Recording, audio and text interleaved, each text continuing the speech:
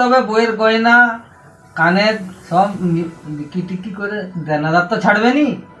হ্যাঁ, আর যদি না ছাড়ে শেষকালে বিষ খেতে হবে। আপনারা দেখছেন বাংলার আওয়াজ। চন্দ্রকোনা থানার কালিকাপুর মোড়ে দণ্ডপাট কোল্ড স্টোরেজ ও অলকা কোল্ড স্টোরেজে আলু সংরক্ষণের জন্য লরি, ট্রাক্টর ও পিকআপ ভ্যান গাড়ির দীর্ঘ লাইন সৃষ্টি হয়। যানজটের কবলে সাধারণ মানুষ। একদিকে আলুর ফলন কম, অপরদিকে বাজারে আলুর দাম না থাকায় কৃষক ও ব্যবসায়ীরা হতাশ হয়ে পড়েছেন।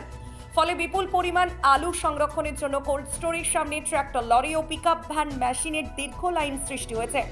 এখন আলুর দাম 700 থেকে 720 টাকা, তাই চাষিরা কোল্ড স্টোরে আলু রাখার জন্য ব্যতিব্যস্ত।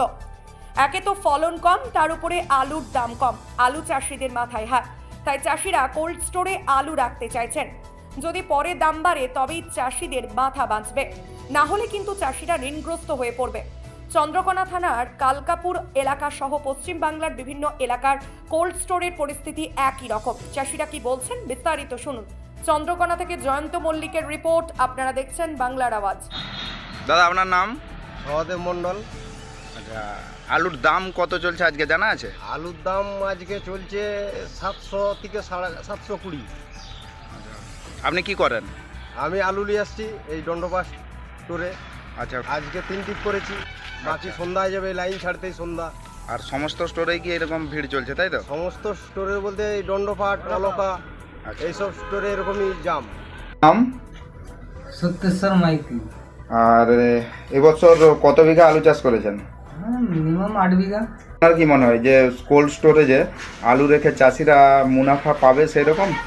না, তেমন কোনো মুনাফা হবে না। মনে হচ্ছে যা অবস্থা, ঘর থেকে আমার দিকে দেনা মিটাতে হবে। বীজ আলু কিরকম কি কিনেছিলেন, না বাড়ি থেকেই চাষ হ্যাঁ, করেছেন? বীজ আলু আমি অনেক কিনেছিলাম, 3000-3200 এরকম করে। আচ্ছা, আজকে আপনাদের এলাকার দাম কিরকম রয়েছে? কত 700 টাকা বোধ হয়। টেনশনে আছি, খুব ফলন কম, আর দেনাদুনি শোধ করতে হবে। বইয়ের গয়না কানের সব বিক্রি টিক্রি করে দেনাদার তো ছাড়বে নি। হ্যাঁ, আর যদি না ছাড়ে শেষকালে বিষ খেতে হবে।